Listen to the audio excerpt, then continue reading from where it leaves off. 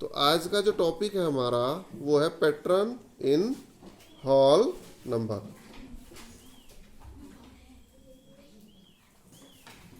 देखो बेटा, अगर मैं लिखता हूँ एक जगह हॉल नंबर 2 और आपको कहा जाए कि आप इसका पैटर्न बनाएं डॉट के माध्यम से, तो आप 2 डॉट लगा दें।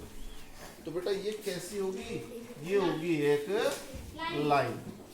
अब मैं लिखता हूँ बेटा यहाँ पर 3 और मैं कहूँ कि आप 3 का पैटर्न बनाएं, तो 3 के पैटर्न के लिए आप 3 डॉट लगा दें, तो ये कैसी होगी आपकी लाइन। लेकिन 3 का पैटर्न बनाने के लिए आप लाइन के अलावा कुछ और मेथड भी इस्तेमाल कर सकते हैं। जैसे एक यहाँ रखा पत्थर आपने, एक पत्थर यहाँ, एक पत्थर यहाँ। अगर मैं इसको पत्थर से भी समझाऊंगा, तो आप यहाँ पर 3 ऐसे रख सकते हैं। तो ये कैसी शेप होगी बेटा? ट्रायंगल वाली शेप।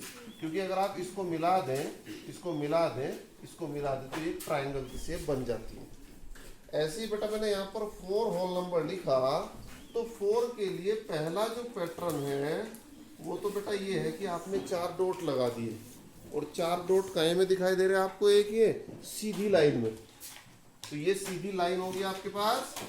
लेकिन 4 डॉट बनाने का एक और तरीका भी है। 4 डॉट के लिए बेटा आप एक स्क्वायर भी बना सकते हैं। It is a square. उसके बाद आप थोड़ा इनको लंबाई में बढ़ा दें इनको, तो ये क्या हो गया? एक रेक्टेंगल।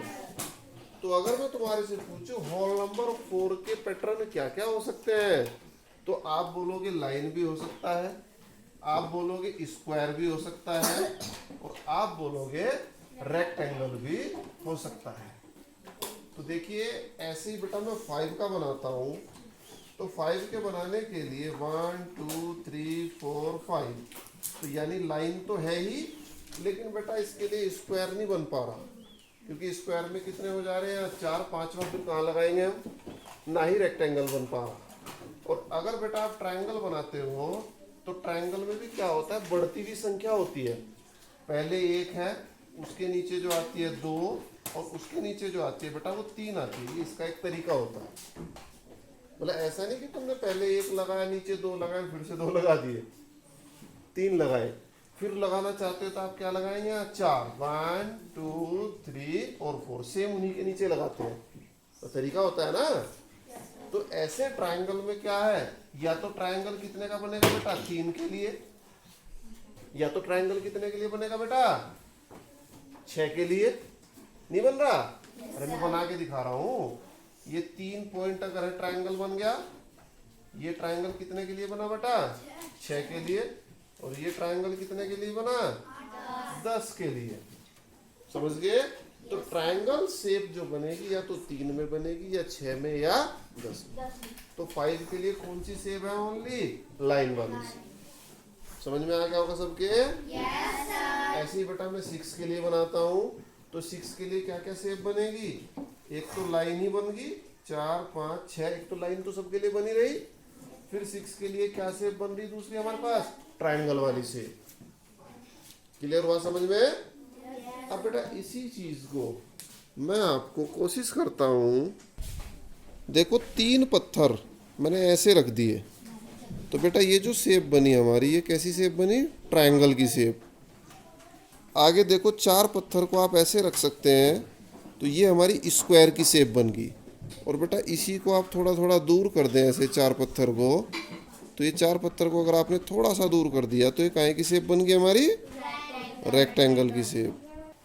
देखो बेटा ये जो ट्रायंगल की शेप होती है, मैं पहले भी बता चुका कि इसमें क्या है ना, सीधी एक लाइन, अगली लाइन उससे छोटी, अगली लाइन उससे छोटी। तो यहाँ देखिए आप, अगर आप 3 बनाते हैं तो 3 के लिए भी ट्रायंगल बन रहा है, और 3 के बाद आप 4 का ट्रायंगल नहीं बना सकते, सीधा 6 का बनेगा। तो आपने देखो पहली लाइन में 1 पत्थर, अगली में 2 पत्थर, अगली में आपको 3 रखने पड़ेंगे। ये इसका नियम होता है। तो यहाँ आप देखें 1 2 3 4 5 6, तो ये ट्रायंगल बन गया। देखो बेटा ये भी एक ट्रायंगल है। तो कहने का मतलब ये है कि 3 से भी आपने ट्रायंगल बना दिया और 6 से भी ट्रायंगल बना दिया। तो बेटा उम्मीद है कि सभी की समझ में ये बातें सारी आ गई होंगी। तो पैटर्न जैसे मैंने बनाए, इसी के आधार पे एक आध क्वेश्चन भी मैं आपको कराता हूं। तो बेटा ये जो पैटर्न है हमारा, ये कहता है कि डिस्ट्रीब्यूटिव जो लो है उसके अकॉर्डिंग इनको पैटर्न में लिखिए। देखो बेटा डायरेक्टली अगर आप 7 to 8 की 101 में मल्टीप्लाई करोगे तो मुश्किल हो जाएगी।